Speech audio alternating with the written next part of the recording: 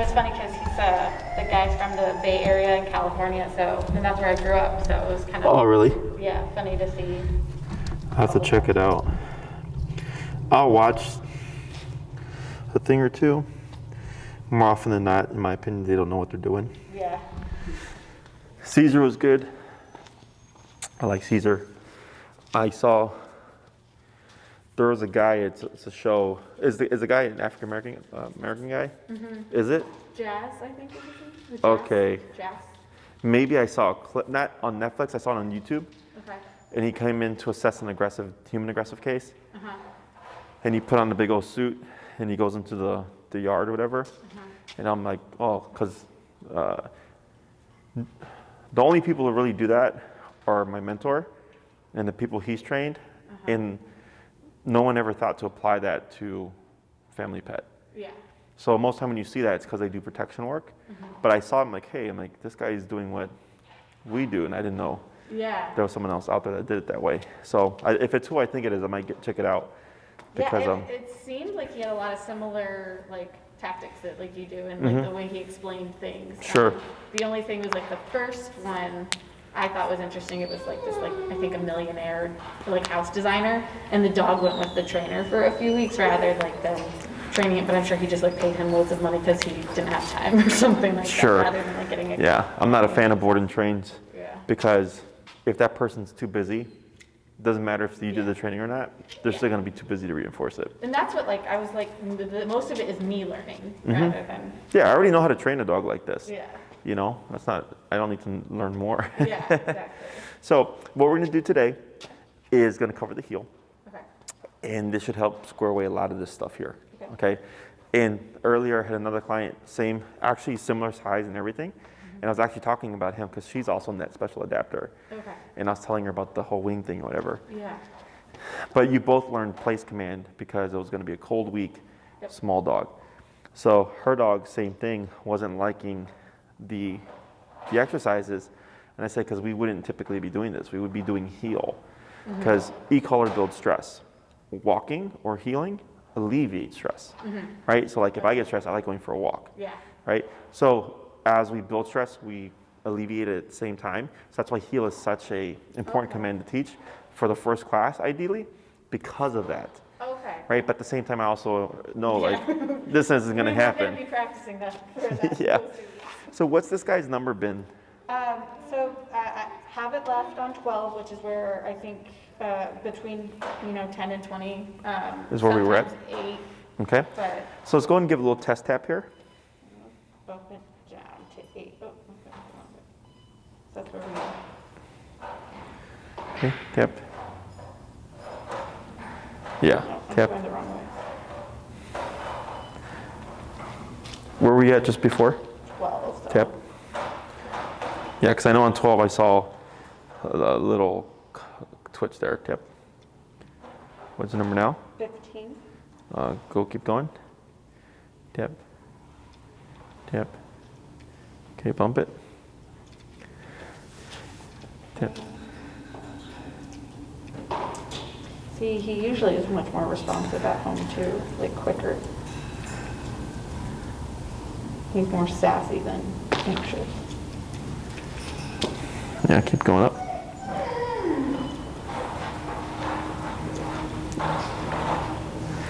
Tip. What's the number now? 42.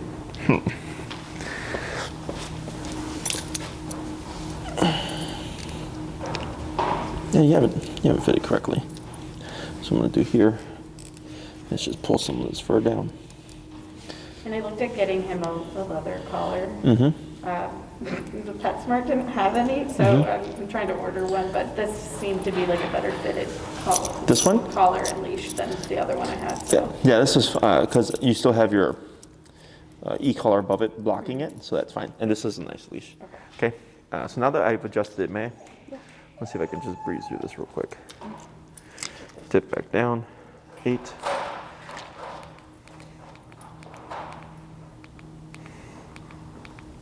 He's reacting. Yeah. Lightly pull, give him a little bit of pulling pressure. Right there. Okay. That was 50, just so you know.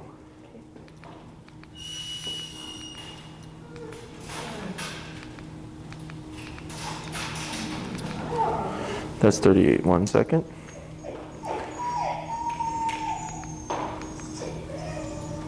I'm going to go to 42 there. Give a little bit of a pull. Yep, pull. There you go. Right there. Perfect.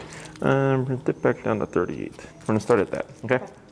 So, this exercise, I'm going to coach you through it. I'll demonstrate it first so you have an idea. I teach dogs to walk on the left traditionally. You good with that? Yes. Okay. So on my left? Correct. Okay. So what we're going to do here is every time Goose gets ahead of you, I'm going to say turn. When I say turn, you're going to 180 like this. Okay? He passes, turn like this. Okay. He passes, turn like that. Okay? So if you do this correctly, you would really stay within a straight line. Okay? The next thing I'm going to say is tap, right? Okay. So then it's going to be turn, tap, tap, tap. Good. He passes, turn, tap, tap, tap. Good. He passes, turn, tap, tap, tap, tap. Good. Okay? So every time I say tap, that's one press of the button. If I say tap, tap, tap, tap, tap, then it would be tap, tap, tap, tap, tap. Okay? The last thing I'm going to say is pull to your left. So as you're walking, if Goose goes to your right side, I'm going to say pull to your left. You're going to keep moving forward, pull like this as you're tapping to bring them from your right side over to your left side. Okay? I'll be giving you other instructions as well, but those are like the main ones. Okay? Questions? No, I think I'll probably need to keep going back and forth on those. But when I'm walking him on the sidewalk, is there a reason why we prefer left over right? Because my instinct is like, if he's on my left and another dog is on their left, they're meeting in the center versus being on the opposite sides of each Correct. other. So there is exception. The reason why we pick one side is to make it easier for him to know what he's supposed to do, right? If it's always the left side when he gets tapped, he's gonna always come there, right? Yeah. Now, let's say you see a dog coming, maybe he doesn't look like a nice dog, you can move him to your right, okay? So, obedience is black and white, life is not. Yeah. Okay, so if you're in a moment where you're like, this doesn't look good, one thing you could also do is if he's on the left, you just claim the left side and force the person to come over on the other side. Or just pull him over to your right, shorten your leash and give some space as that's passing. Or stepping aside on the curb too, letting them pass, and then you continue forward. You know, there's no set answer. It's just whatever's gonna work best in that moment. Okay? Other questions? Nope, I think that's good. I think left side also keeps him less distracted from like walls and objects and all of that. Sure. Sure. Yeah. So what we're going to do here is with the leash, you're going to give some slack. Okay, a little bit. Now relax your arm. Maybe like 4 inches more of slack. Right there. So you see, right, makes kind of like a J. You see that J, how it's kind of by where his armpit is? Okay, that's like the perfect length. Okay. Now this is when you have nice empty sidewalk. Okay, that you want to give him that slack, because if you're walking with Goose and he's right here, and that leash is slack, what does that tell us? That he's listening. Correct, right? Because it's nice and relaxed. If it's tense, it's because he's pulling ahead of you, he's pulling to the side or something. So you want to give him the slack to make the mistakes. Most people try to teach heel by limiting options. I teach it by giving options, and then I eliminate them. Okay? So once we get started, it'll make more sense. So we're going to start at 30. I'm going to coach you through it. It's going to get kind of crazy for a bit, but you'll get it. Alrighty. So here, go ahead and just walk forward. Turn, tap, tap. Good. Keep straight. Turn, tap, the other way. Always to your right. Tap. There you go. Now relax your arms. Turn, tap, tap, tap. Good. Turn, tap, tap. Good. Turn, tap. Good. Turn, tap. Pull to your left. Tap, keep forward. Tap, pull, pull, pull. There, good. Relax. Good, give slack. There you go. Turn, tap. Good. Turn, tap, Keep your arms relaxed. Tap. Good. Turn. Tap. Good. Give a little bit of slack. Yeah, give that slack. There you go. Turn to your right. Turn to your right. That's your left. Tap. Good. Relax your arms. Throwing me off so much right Forward. Yeah. So just keep like this. Okay. Turn. Tap. Good. Turn. Tap. Good.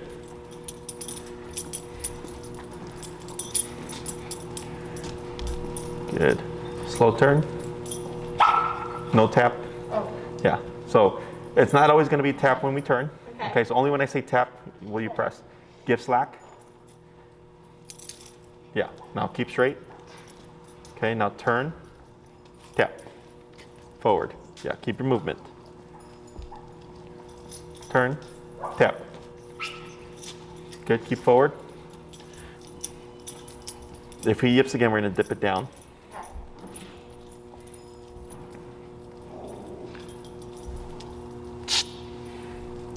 Slow turn.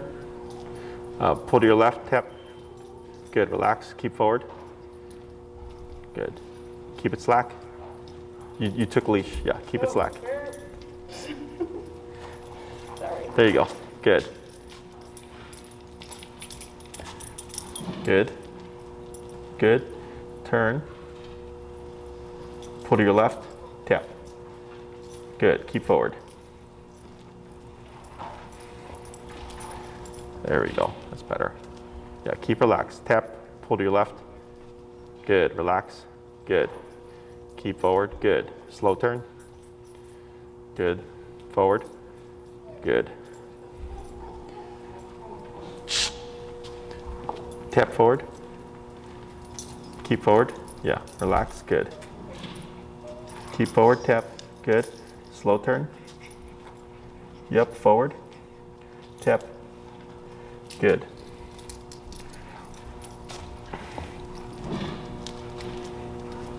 Yep, keep forward. Good job. Tap. Tap. There you go. Keep forward. Good. Pull to your left. Tap. Good. We're going to go down to 32. Forward. Give slack. There you go. Good. Relax. Good. Now slow turn. Good. Keep forward. Good. Pull to your left. Tap. Good. Relax. Keep forward. Good.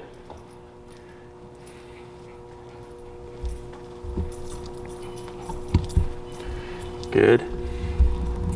Slow turn. Keep forward. Good. Slow. Slower. Stop. Good. Do you see the change? Yeah. Okay, what are we seeing? Well, he's behind me more, kind of like at my heel a little bit more, but to my side. Usually he's Up ahead? up ahead, unless Sure. I'm like holding him back. Right. Yeah, that's like my placement is probably like where my hands are, like holding it a little bit more is generally how I hold his leash like this, which is why I'm taking away the slack. Yeah, because you're used to it. Yeah. Yeah. But yeah. It happens all the time because we're so used to either doing this or shorten the leash and stuff. So you're just battling old habits. Yeah. Okay, so nothing out of the ordinary. So here, the reason why that slack is important is because if you turn and he's not paying attention, he's going to keep going. Yeah. But if you have it tight, he's going to turn with you because you're restraining him, Yeah. right? You're not giving him the ability to actually get away from you. So what we're doing here is what I call the correct and redirect. So for Goose, if I'm Goose, he gets ahead of you, he starts to feel this, right? I don't like this. Mom's going that way. He catches up. Yeah. It disappears. But then he passes again, kicks in again.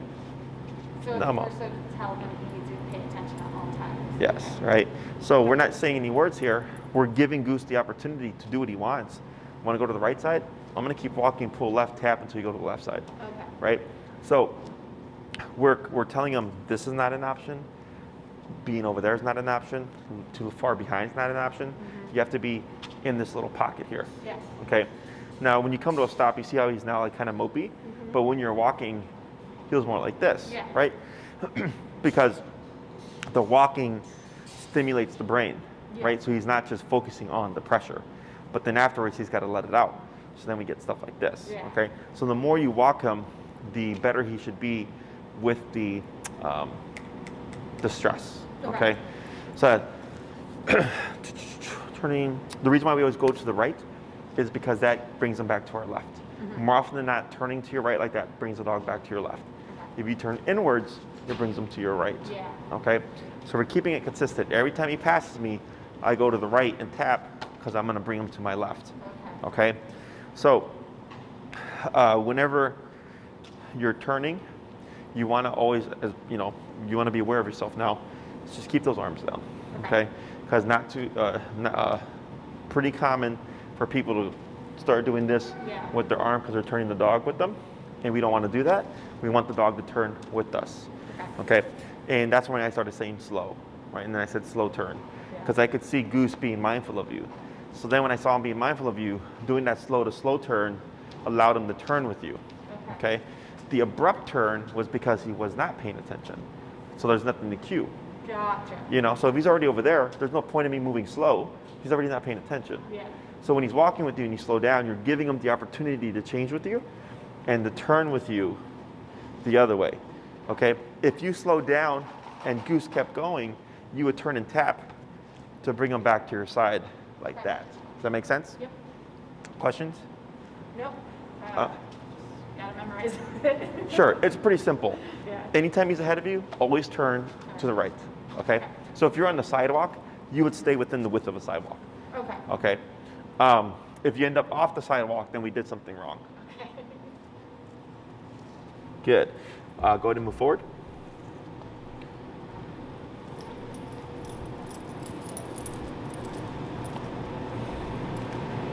Good. And turn. Yep, good. Pull to your left, tap.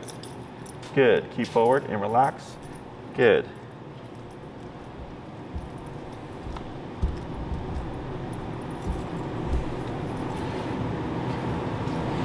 Good. Going to keep your pace and turn.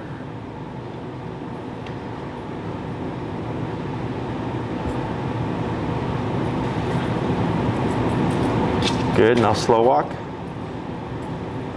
Good. Now speed up. Tap.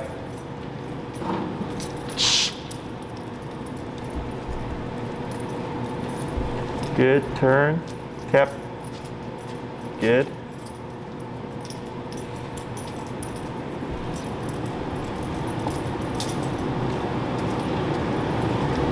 Good. Go ahead and speed up. Then slow. Turn. Good turn. I'm sorry, good turn. Yeah, there you go. Now keep relaxed. Yeah, there you go. All right, yeah, give that slack back. That was good.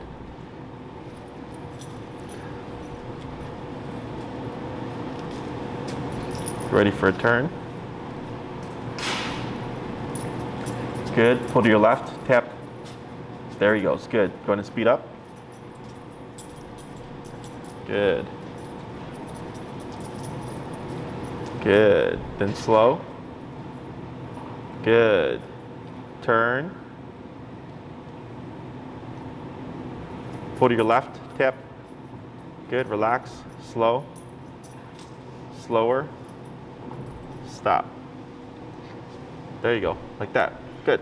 So you see how he's matching your pace there? Yeah. Because now he's starting to pay attention. Yeah. Okay? And all it took was just you going back and forth, allowing him the ability to get ahead so you could correct them and say, we're not going that way, we're going this way. Okay? So when we do this, so now we're at 32, and he's doing good. Yep. I like this a bit better. He's not all slumped here. He's laying down, he's more relaxed. Yeah. Not so much shaking. Because when you were walking, he was like panting, just like getting the energy out. Okay? Yeah. So here,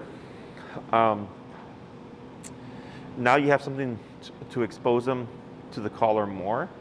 That's also going to help him, again, just kind of get rid of that stress that he's building up, okay? My guys, when they hear the collars, they come running. They're like, oh, like e-collar means we're going to go for a walk or whatever. But in the beginning, it was very similar, right? Because in the beginning, it's discipline, right? Because you're teaching a lot of stuff that he doesn't know. So you're using the remote a lot more. You're being a lot more strict. But once he learns the rules and the commands and how the pressure turns on and off and what he needs to do, all that stuff goes away. Okay. And he goes, oh, okay, it's just, this is like a line of communication. Because people always go like, oh, you're punishing the dog. I'm like, how? Yeah. Like, I start low, I work my way up, the dog picks a number. Yeah. If we get this at 8, we would be at 8, Yeah. right?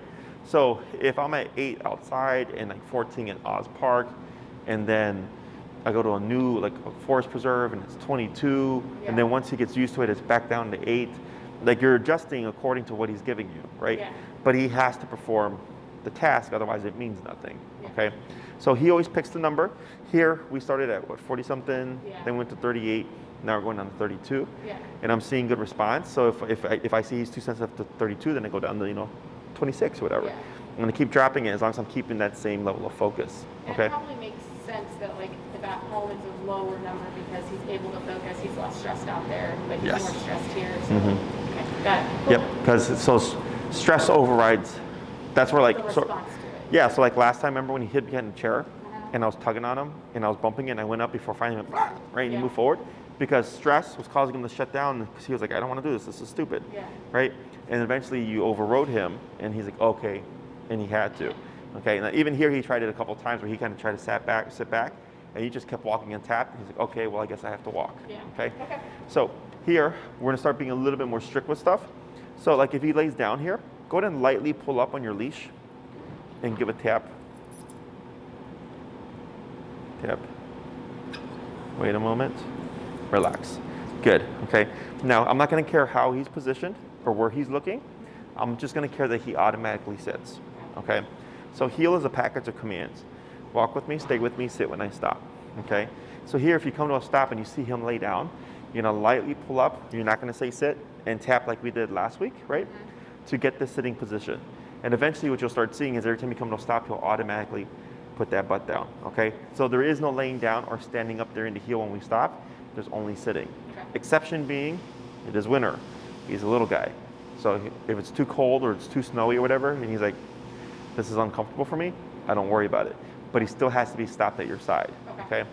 Once spring and summer rolls around and it's nice and whatever, he can absolutely put that butt back down again, okay? Questions? Nope. Go ahead and give a little bit of slack.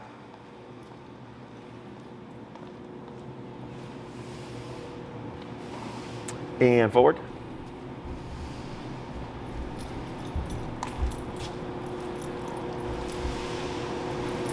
Good. And turn. Pull left, tap. Good. Where's Rufus? Oh, he is? Oh, there he is. I was like, where'd he go?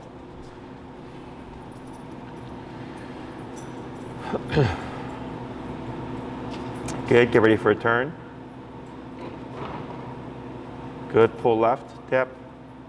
Good, that was good. He kind of just slid over. Good, go ahead and speed up some more. Tap, right, keep forward. Let's go down to 26. Tap. There you go, good. Slow turn. Good. Go and speed up again.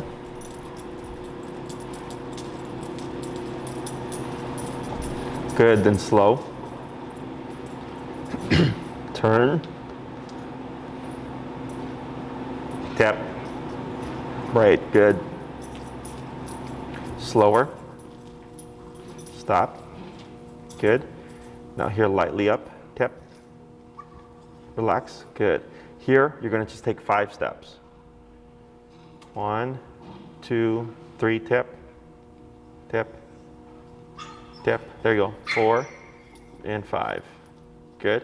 Now here, lightly pull forward, forward, tap. Wait a moment. That's fine. I'm not going to care about he's facing backwards. Go ahead and relax. It's okay. Now move forward, tap.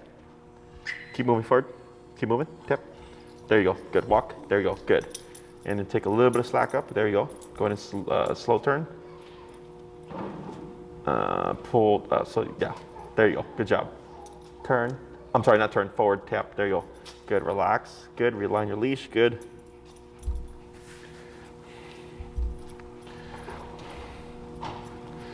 Good. Then slow turn. Pull to your left. Tip. Good. And slow to stop. Good. Now here, lightly tip. Yep. Good. Relax. Good. Now here, take 5 steps again. 5 big steps. 1, 2, tip.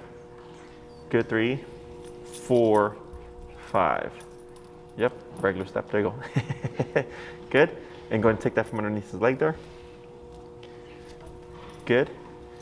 Then try taking just 1 big step here. Yep. And tap. Tap. Tap. Tap. Tap. A little bit more of a pull. Tap. Tap. There you go. Now relax. Good. Wait a moment. Relax. Good. Forward. Keep moving. Yep. Tap. Good. Slow turn. Good.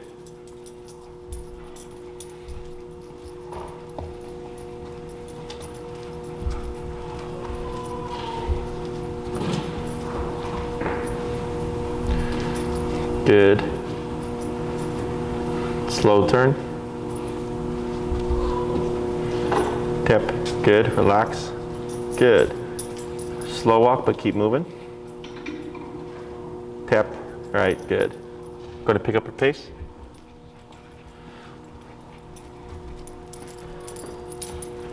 Good. Get ready for a turn.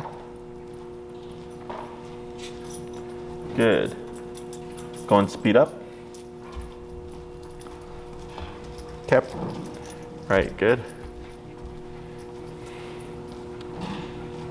Good, and get ready for a turn. Good, now slow. Good, stop.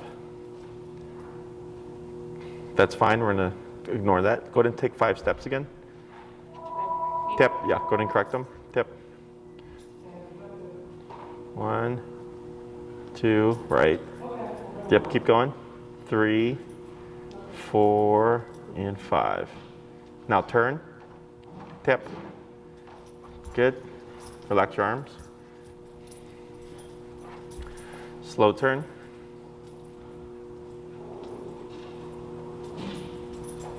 Good. Slow. Stop. Good. Lightly up. Tap. Good. Now 5 steps again. 2, 3, 4, 5. Right there. Turn. Tap. Good. Get ready for a turn.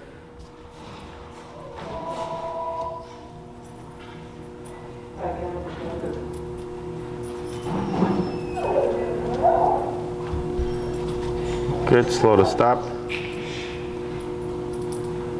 And stop. There you go. I'm going to try that 5 steps again. 1, 2, 3, 4, 5. I'm going to stop. Good. Good. So you see how he's getting better with it? He's not perfect, right? But the first time when he tried to do the 5 steps, he was just stopping and not moving, right? Are they here for Maglio or Blue? For Blue. Okay.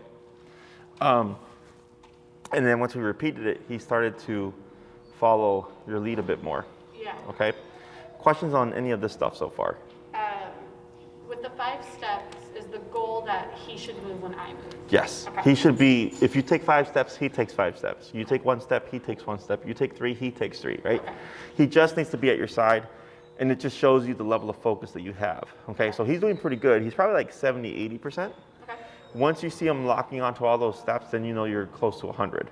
Okay. Okay? So here, this is to give some structure to your walks now that you practice regularly, at least 3 times a day. That's the average number, you know. Okay. Before work, after work, and before bed is usually how people do their walks, right? Okay. So it's 3 times a day that you're exposing them to the collar, getting them used to the stress, you know, building his tolerance to it. Also, like letting them know, like, hey, but like, it's not all about discipline.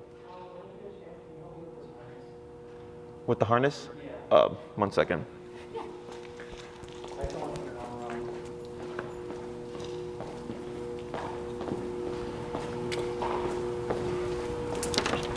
Hey Corey, do you mind helping this guy with Blue's harness?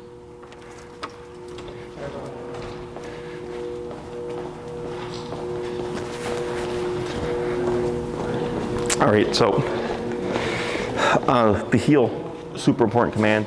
We use it for like reactivity, overstimulation issues. Yep. A lot of that stuff can be resolved with the heel because it's just regular structure, okay? People typically want like their dog to behave well in a certain context, but then don't care in a different context, right? Mm-hmm. So it's like, oh, I want my dog to behave outside, but they don't make their dog behave inside. Yeah. But they want the dog to behave inside, but they don't ever make them behave outside, right? They go hand in hand. If you don't reinforce one thing in one area, probably not gonna happen in another area, right? So like if you're trying to get him and get him to stop barking and correct barking in the home, but then we're not doing anything outside, like you're just making steps forward and steps back, okay? Makes sense, yeah. So, questions? No, yeah, that makes sense all around. Like even little things like him like whining for his food. I started kind of being like, we're not going to do this until you sit and stick with that command type of thing. So he's picking it up a lot. Yes. Now, in the beginning, it's a lot of work, right? But then it gets easier, and then you're overriding old habits with new habits. So just like with people, right? If we have someone who's like a chronic smoker and they're used to smoking a pack like every day, when they start to hold back, they're so used to smoking a pack every day that it's hard. Yeah. But then they start to build new habits, and the next thing you know, they can ultimately quit. Yeah. Right? It's the same thing here. He's so used to one way of being, then now you're countering him, and he has to learn a new way of being. Okay? But it all comes back to you. You know, he's never one day gonna just wake up and go like, you know what? I'm gonna be a good boy for mom. Yeah. I've caused her enough stress, and I regret it. You know. No, he certainly hasn't. Yes, he does not have guilt or anything like that. That is a human component. So here, the more you're consistent, the more he's going to be consistent. And that's the positive thing about dogs, is that she started that today. Positive thing about dogs is it comes down to us, right? With humans, you know, you make proactive decisions. So like someone could one day tell you one thing to your face, and behind your back it could be totally different, right? That's the thing about humans. Dogs don't do that. Yeah.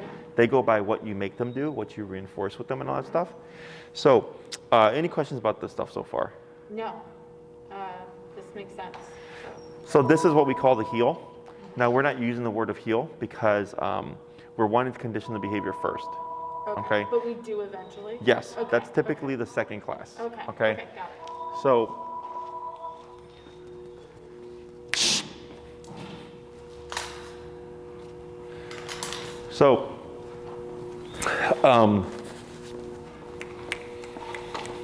the reason why I don't use the word heel now is because when I first started training, I was employing the word heel first, and then I'd come back a week later, and then they would be using that word instead of the collar. Okay. Okay. So, instead of the collar, and the dog wasn't doing anything, and I'm like, why are you saying heel? They're like, oh, I thought the dog knew heel because we started using the word. I go, no. I'm like, you say heel, but then you have to reinforce the behavior. Yeah. So here, by eliminating the word heel, it forces the client to have to use the remote. Okay. So the first week, what you'll do is you'll come out, let them pee and poop first. Always get that out the way. Mm-hmm. Then find your working number, and then begin your walk. Okay. Okay. Gotcha. So kind of like what we did here. Yeah. We found the number first, then we started the exercise, right? So once you start walking, the working number from when you were stationary to when you're walking may change. Okay, it might go up because when you start walking, dogs tend to go into like, oh, right? Like I can smell this and I can pull over here and I can say that, right? That the number might go up, but when you're stationary, it was fine at 30, but then you start walking and now you need to go to 45 or something, right? So you'll know once you hit the correct number because you're going to get him to line up with you and you can just go. Okay? If you're constantly turning and turning and turning and turning, that means we're too low. Okay? It's almost always a problem is we're too low, or the owner is using the leash more and pulling back on a dog promotes pulling, and e-collar is telling them not to pull. So now you have conflicting messages. Does that make sense? Yeah. So that's why that slack leash is so important, because even if you try to pull back, if there's enough slack, you really can't do much, right? But if you have it short and you're pulling back already, then you get stuck like this. Next thing you know, we're back to old habits, okay? So I do have my 3 tap or 3 correction rule. So if I don't see a change in 3 taps, I bump it. So that's essentially what we did for the working numbers, right? Tap, tap, tap, bump it, tap, tap, tap, bump it. Then we have my 3 correction rule. So if we're outside, because now he's got a concept, every time you turn and tap, that is 1 correction. Right? So it'd be turn and tap, turn and tap, turn and tap. Not working. We reset the count, go up, 5 numbers, whatever. Turn and tap, turn and tap, turn and tap. Still pulling, reset, bump it, turn and tap, turn and tap, turn it, right? And then once you hit the right number, maybe it's 65, you're going to turn and tap, and you're going to see him come to your hip, and then you're going to be like, oh wow, like now I've been walking for like 10 minutes, and he's not doing anything. Like he's at my side. Okay, so then you'll look at your number. So then for every walk, you start at 30, but you always end at 65, and then he's perfect. What does that tell us?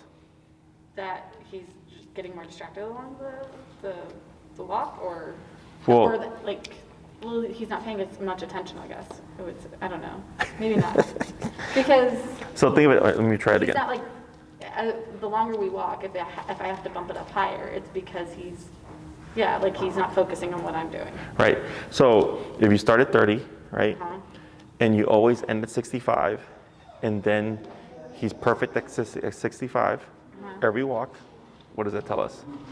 Stay at 65? Yes. Okay. It was simpler than you thought about it. Yeah. Okay. So what you're doing this week is research. Got it. Okay. Right. Every walk we start down at 10 to 15, and you find the working level. Then you start your walk, and then you bump it as you need to. And if you go like, man, every time we go on a walk, when I end at 65, he's perfect. Yeah. We do that for 7 days. And then next week, I'm going to ask you a couple of questions. Okay. Where did you normally go to? Oh, 50, whatever. Yeah. And then he was perfect. Safe to assume he can start at 50 now. Okay. Does that make sense? Yeah. Because if you always start at 10 to 15, he will take all that time to do his own thing until you hit the right number. Okay. Okay, and then when you hit the right number, then he'll go, oh, okay, now I'll behave. Yeah. Okay, so once we figure that out, I start right at the get-go, at that number, and then you're gonna start your walk perfectly from the get-go. Okay. Okay? Got it. Other questions? I'm trying to think of different scenarios, just because there's just gonna be more distractions on the street than in here, but. Yes, so, and what's the only difference is gonna be your number. Okay. Okay, it's literally that simple. That's the one thing that just holds people back, is they're afraid to go higher. Okay. Right? I'm like, well, but if 50 and your dog is still pulling, then 55. Still pulling, then 60, right? We're not going 50 to 100. Yeah. We're going incrementally, right? Yeah. Or people get stuck and they'll say like one day the dog was great at 45, like perfect. And they're like, oh my God. And they try to recreate that every day, but every day is different. Yeah. I'm like, so 45 may have been perfect that one day, but the next day it's not working anymore. Okay. Raise the number, okay? So once you get used to that, it's real easy. And then as far as practicing, so we usually do 2 30-minute walks every day. Mm-hmm. So you 3 30-minute walks, or I guess how much time would you need for him to kind of create those habits and for each to practice? Sure.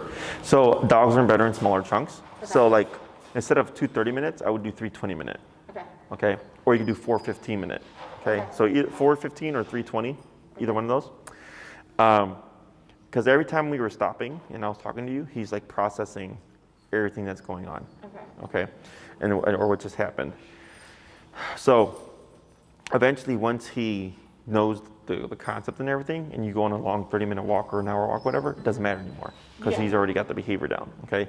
But in the beginning, we do smaller chunks so that he learns faster. Perfect. Okay.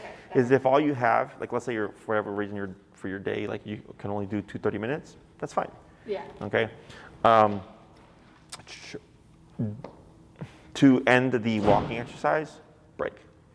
Okay. So just like with the place, remember, break means your job is done. Same thing with this. Okay. So there's no word to start it. What's going to start it is the tap, the contraction. That's what's going to trigger everything.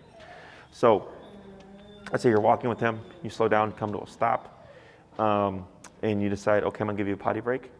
Goose, break. And then you could let him pee and poop and sniff the grass and all that stuff. Okay. But he's like not supposed to sniff or anything while we're walking, right? Correct. Okay. Yeah. When he's in the heel, he's on the hip. Okay. And I usually do 80% structure to 20% play.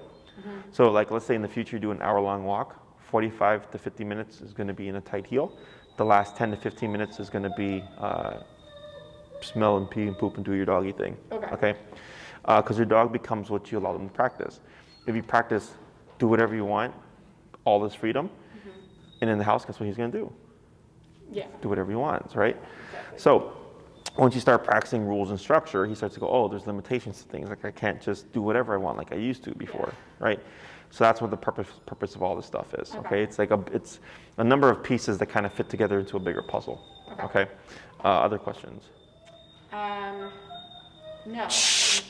Thinking, so take him outside, let him do some business, and then tap to start, and then, that makes sense, and then break to end it. More done. Yeah. Now, what I usually recommend for people is in the beginning to give themselves more time to return, because let's say because of the stress of the e-collar, on the way home he's going to want to pull, right? So what I do in the beginning is suggest like maybe go just 5 minutes one direction away from home, give yourself 10 to 15 minutes to return. Okay, so that you can, if he's stressed about the walk, you can correct, and you have 10 to 15 minutes to correct, as opposed to going 20 minutes one way, and on the way home, he's wanting to pull. Now you got to correct that now. Take like 50 minutes. Yeah, right? So, and you can do this in the beginning, and you can tell, because once you start heading backwards to back home, because he's going to know, we're going home now, right? Yeah. And I know that he's stressed, but it's the same thing. He has to adhere to the command no matter what. Stress or no stress, panic or no panic, he has to do it. Because if you give him the exception, you're going to create unreliable obedience. Okay, he's going to think, oh, there's exceptions to things. Like, I don't have to heel if I don't feel like it. He doesn't think it's because, like, oh, mom knows that I'm stressed, and that's why she's giving me the exception. Yeah. You know, like a human would for another human. Like, oh, this is stressing you out? Okay, well, I'm not going to worry about this other thing so much because I know that you're preoccupied, right? So he's all in the, oh, I got to do it? Cool. Then I don't have to adhere to the heel. Okay? Other questions? Doors, for some reason, are like so I'm thinking like there's 3 levels of doors in here before we would, break and like let breathe. Would it just be him sitting, like me getting him to sit each time we go through a door, and then like... You can, if it's too tedious. Okay. The main thing I care about is that he doesn't forge through. Okay, because he does that already and like beyond. Like, it's not even just like, oh, I'm a few steps ahead of you. It's like, I'm just going to run up because I know where I'm going. The easiest thing that you could do right now is when you go to open, like, what you do is, at that point, restrict leash or shorten it. Go to open. He tries to pull, you just anchor your hand here, and you remote until he backs off. Okay. And then I move forward, right? And do it with each stress threshold. So then what he's learning is, oh, if I try to forge forward, remote automatically goes off and doesn't turn off until I disengage from forging through. Okay? Yeah. Other questions? Nope, that makes sense. So your homework for this week, the healing exercise, 3 20-minute walks, 4 15-minute walks, whatever. Being sure to add the definitive end. And like, let's say you start working with him and then you're like, oh crap, I ran out of time. I can't commit to the walk home. Simply stop. He should stop with you. Goose break, and then let him pull. Okay. It doesn't matter that he pulls you on a walk, as long as it's not during the heel. Okay. So if you say break, he's off the clock. Because people think like, oh, but if I let the dog pull here, will they, not understand the heel? I'm like, no, because break means it's done. Yeah. But once we start to incorporate the word or he feels the pressure, he has to be on the hip. Okay. Anything else? Nope, that makes sense. Good. Much better today. Break. Great.